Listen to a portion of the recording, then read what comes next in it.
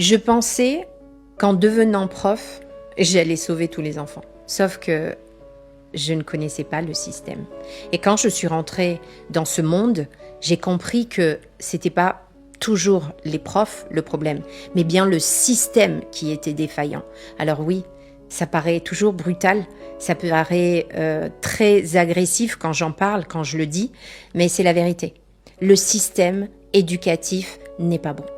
Et tant qu'on ne va pas justement au cœur de cette problématique, tant qu'on ne va pas s'intéresser au rythme de l'enfant, à l'enfant, on va continuer d'être dans un système éducatif qui épuise nos enfants, qui éteigne les rêves de nos enfants. Parce que c'est ce qui se passe.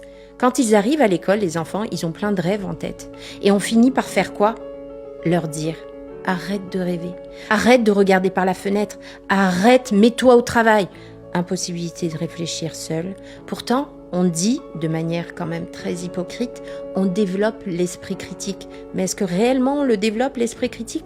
Non, on le développe avec un programme pour bien formater les élèves.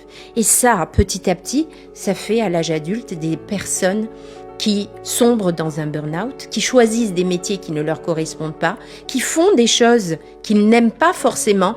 Pourquoi? Parce qu'on leur a dit d'avancer.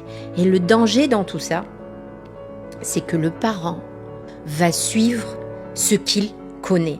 Le cerveau va nous amener justement à aller vers quelque chose de connu, quitte à ce que ce soit mauvais, plutôt que d'aller vers quelque chose qui soit en décalage avec le mouvement. Et c'est ça le danger. C'est que l'enfant n'est plus au cœur de l'apprentissage. L'enfant n'est plus au cœur de l'école.